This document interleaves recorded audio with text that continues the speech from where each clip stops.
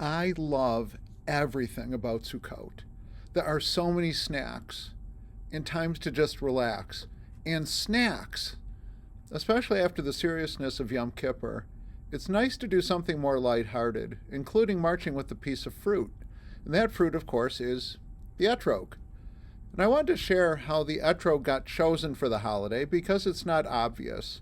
First, though, here is a fun fact about the origins of the Etrog.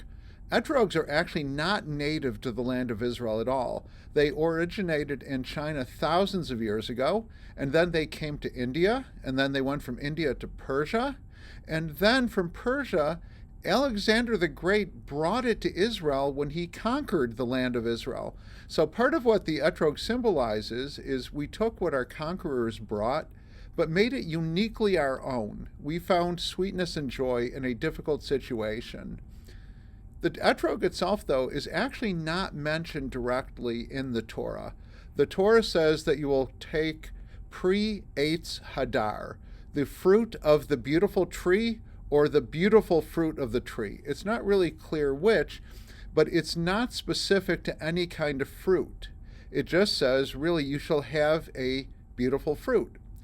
Now, the fact is, I don't know any really ugly fruit. Even ugly fruit isn't that ugly.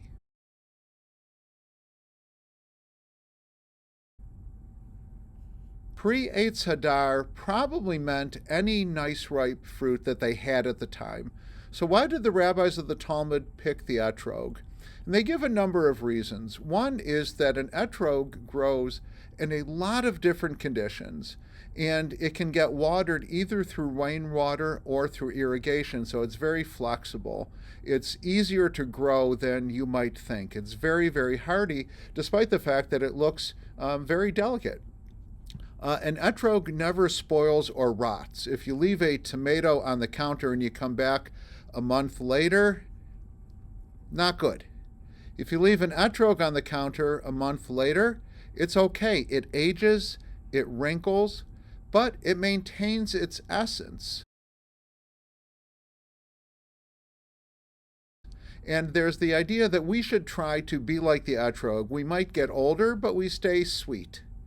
But also, it was, according to tradition, the fruit of the Garden of Eden. It was not the apple that Adam and Eve ate in the garden, despite the paintings. It doesn't say exactly. It says it's the same pre-Eitz Hadar. You see a lot of paintings with Adam and Eve and the apple, but that's because the word for apple in Latin is also the word for sin. That's also probably how we wound up with apples and honey on Rosh Hashanah, that the imagery migrated back into Jewish tradition.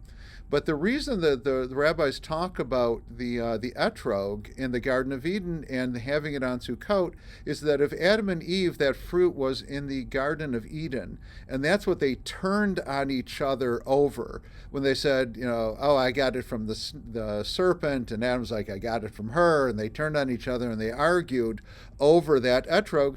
Sukkot, though, is a reminder of we can redeem ourselves from that. We don't have to live that way. It's a reminder that even a humble place like a sukkah is absolute Garden of Eden, the absolute paradise, when we appreciate each other and we appreciate our lives. Life did hand us etrogs, and out of them we made a festival of happiness and joy, wishing you and all your loved ones a holiday of much simcha, of much happiness.